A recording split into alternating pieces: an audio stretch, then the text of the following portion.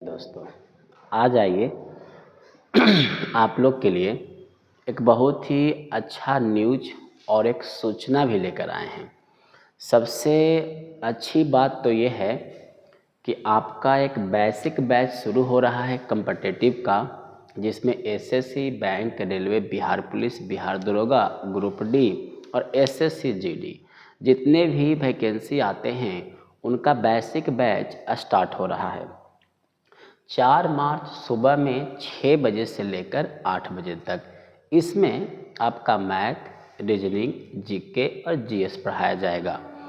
और दूसरा good news ये है कि जो 10वीं क्लास के बच्चे एग्ज़ाम 17 फरवरी से देंगे उनके लिए भी एक बैच लेकर आ रहे हैं 4 मार्च को क्रैश कोर्स।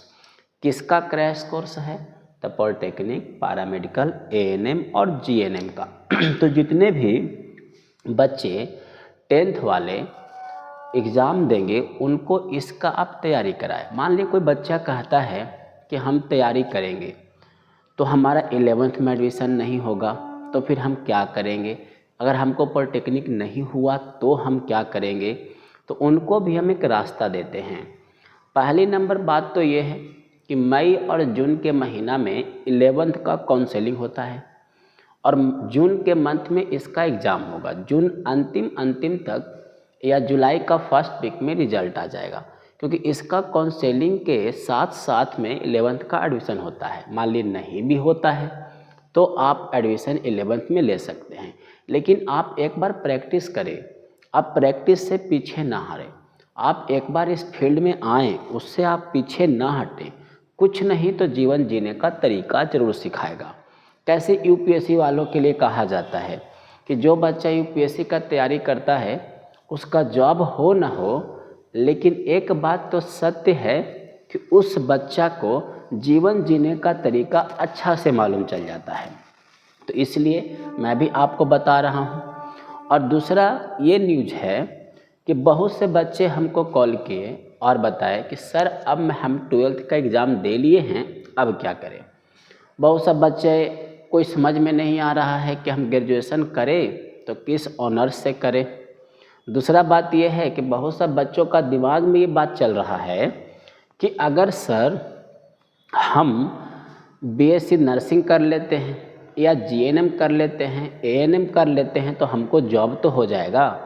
तो देखिए एक बात मैं बता दूं, ये एक डिग्री है। इस डिग्री से कहीं पे आपको जॉब नहीं होगा। इस डिग्री से बस एक ही बात होता है कि आप फॉर्म डाल सकते हैं। तो आइए हम आज वो बात भी आपको क्लियर कर देते हैं, इस चीज़ को समझाते हैं। जैसे आपने 12th किया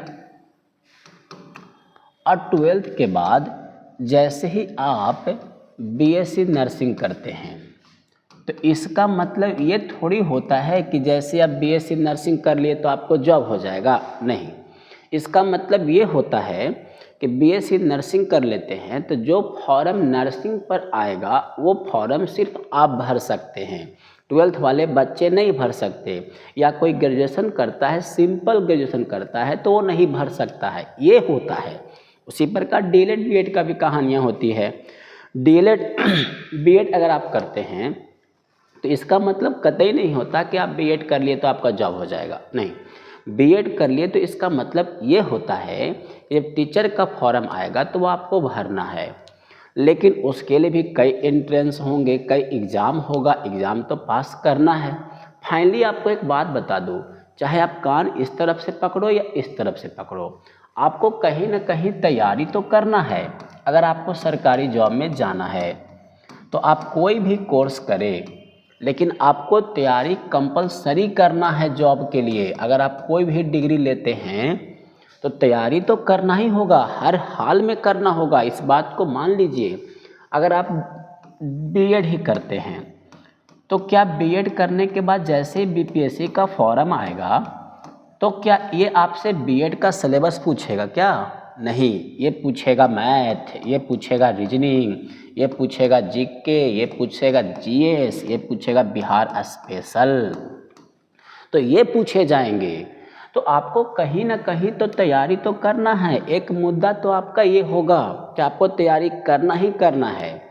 तो हम उसके लिए बता रहे हैं कि जितने भी 12th के बच्चे हैं वो आप 4 तारीख को आइए और 4 मार्च को सुबह में आप सभी बच्चे जितने भी रफ़ीगंज प्रखंड के हमारे बच्चे हैं, रफ़ीगंज प्रखंड के जितने भी बच्चे हैं वो आप आइए। आपको हम समझाएंगे कि कैसे आपको आगे अपना भविष्य का रास्ता तैयार करना है। हम ये नहीं कह रहे कि आप आके मेरे के यहाँ ही कोचिंग पकड़ लीजिए या मेरे से ही पढ़ लीजिए, ऐसा कतई मेरा कहने का कोई मनसब नहीं है। लेकिन मैं ये कहना चाहता हूँ कि आप आइए तो सही, आपको हम बताएंगे ना कि आगे 12th के बाद क्या करना है, पहला चीज़। दूसरा चीज़ कि कोई भी काम करे तो फेस वैल्यू जो बनाइए ना, वो फेस वैल्यू जॉब बनाइए और कोई भी डिग्री आप बैक साइड से प्राप्त कीजिए। डिग्री को आप बैक साइड से प्राप्त कीजिए। जैसे आप ग्रेजुएशन भी करते होंगे तो फिजिक्स ऑनर्स मान लिए करते हैं, तो क्या ग्रेजुएशन का फिजिक्स पढ़ते हैं क्या? या बिहार का कोई बच्चा पढ़ता है क्या? कोई बच्चा नहीं पढ़ता। क्या सभी का नंबर नहीं आते हैं?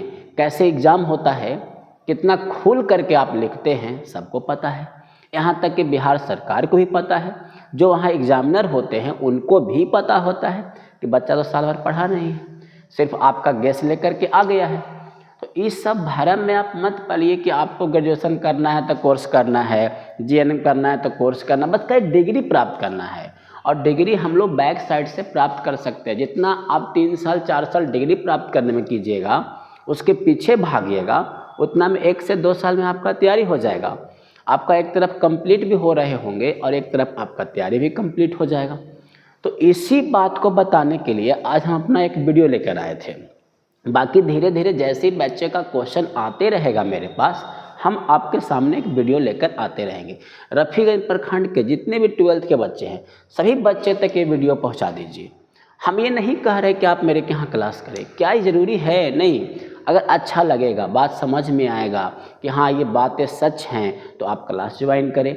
नहीं है तो 10 दिन का डेमो क्लास चलता है। 10 दिन में यही सब बातें बताया जाएगा कि आपको 12th के बाद क्या करना है, कैसे आपको आगे का रास्ता चुनना है।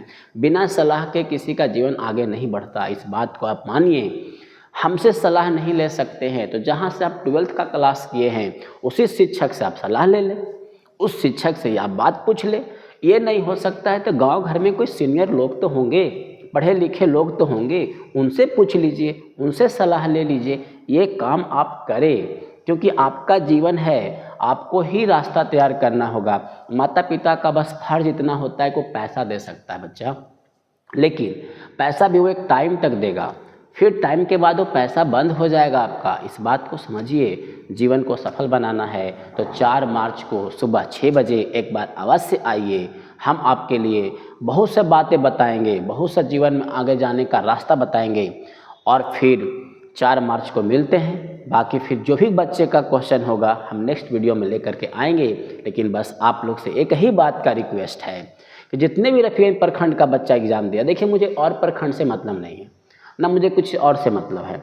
जितने भी रफ़ीगंज प्रखंड का औरंगाबाद जिला का बच्चा है, वो सब बच्चे तक ये आप वीडियो पहुंचा दीजिए ताकि हम उसको एक बात समझा दें। एक क्वेश्चन ये भी उठता है कि बच्चा ऑनलाइन क्लास पकड़ लेगा। ठीक है, आप 300-400 रुपया के चक्कर में ऑनलाइन क्लास पकड़ लेते हैं। क्या ऑनलाइन एक अच्छा रास्ता है?